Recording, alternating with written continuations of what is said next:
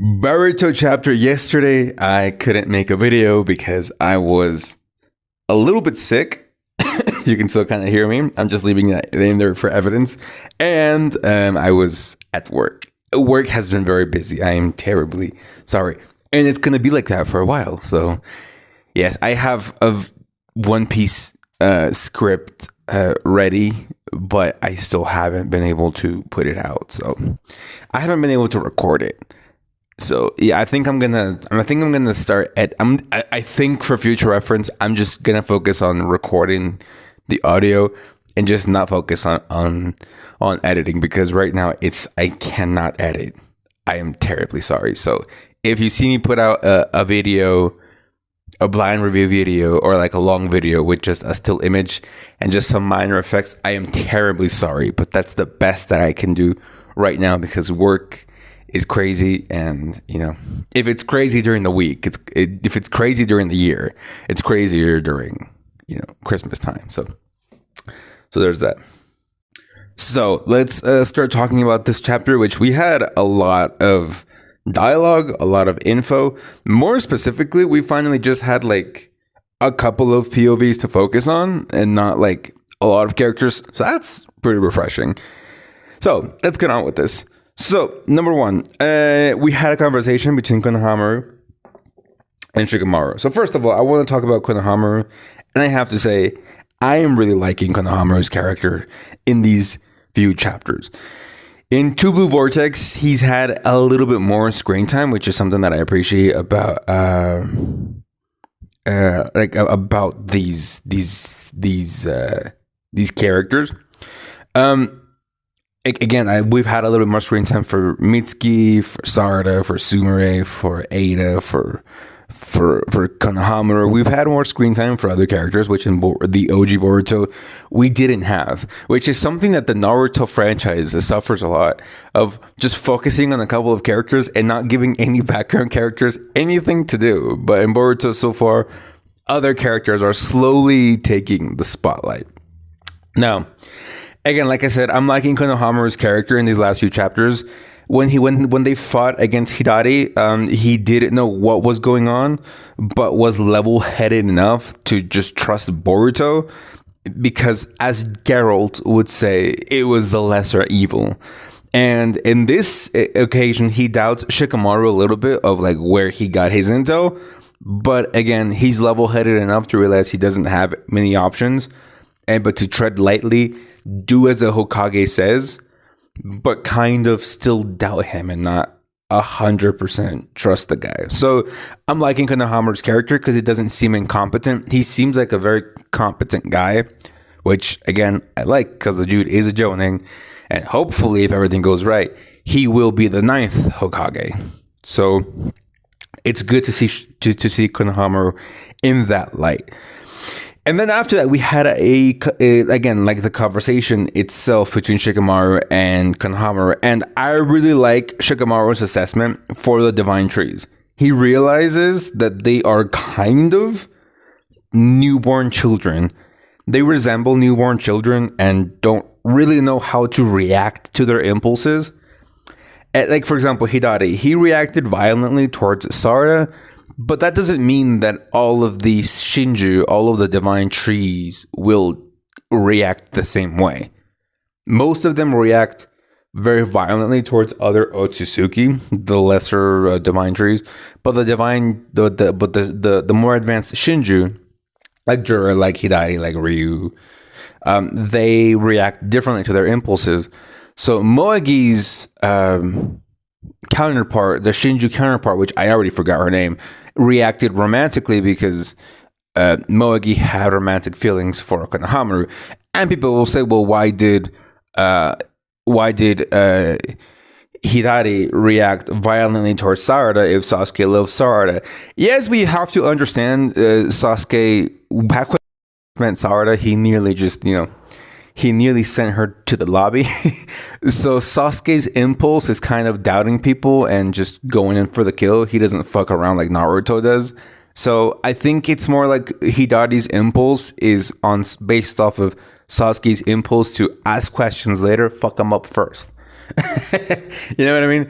So it's not that, it doesn't mean that this statement by Shikamaru doesn't mean that Sasuke secretly hates Sarada, wants to kill her. No, I think it's more of this impulse of, ask questions later and first fuck him up first. I think it has more to do with that.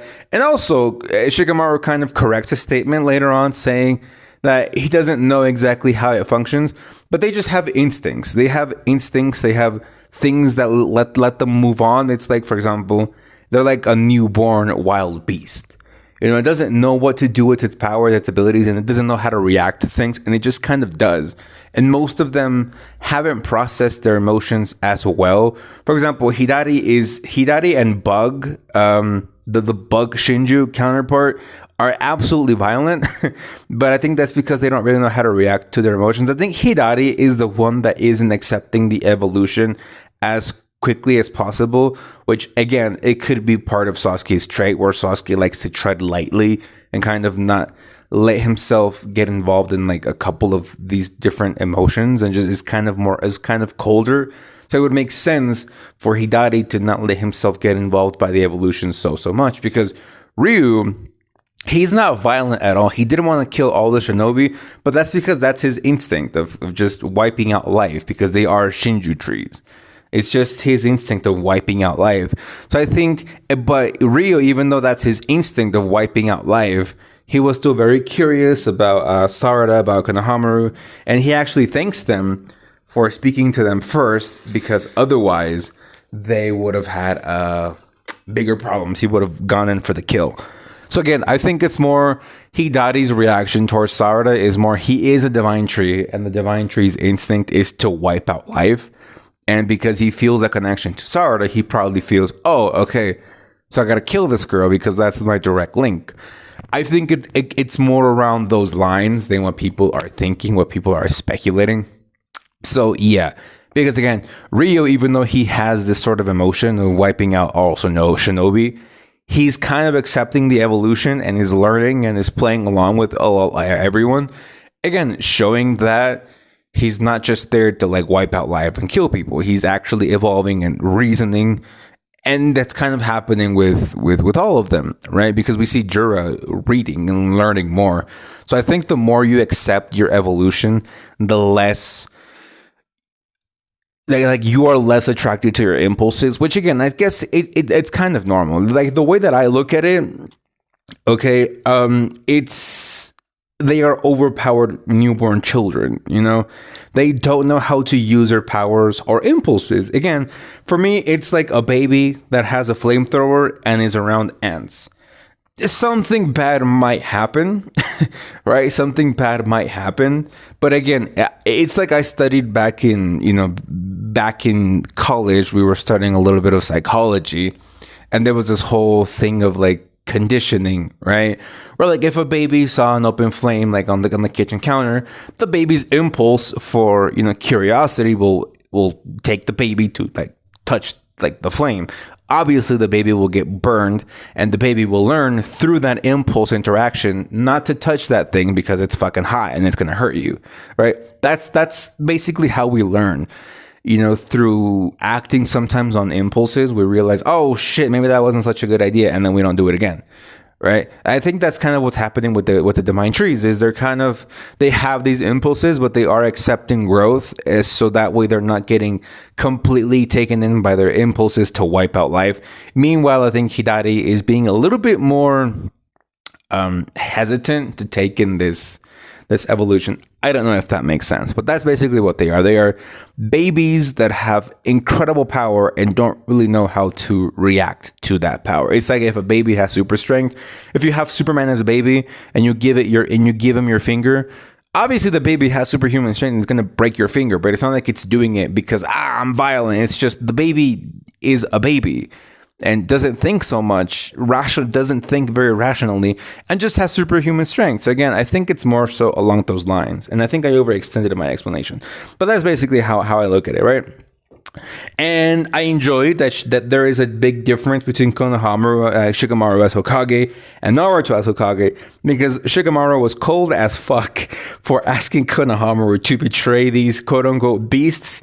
And yeah, honestly, I agree with Shikamaru's assessment. Like, the best thing they have is, number one, to either make them their super duper friends, but they are following Jura, and Jura wants to wipe out life. So they either befriend them so they can be on their side, or they befriend them and then betray them and retrieve the soul bulb.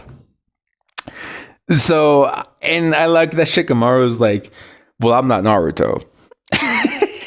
I'm not Naruto, so you got to play dirty with these things. And I agree with Shikamaru. I think Naruto would want to befriend them, and for plot reasons, he probably would succeed in his plans to befriend them. You know, I think for plot reasons, Naruto would definitely be like, you know, I was just like you, and then and then the swing would pop up, and he would end up befriending them.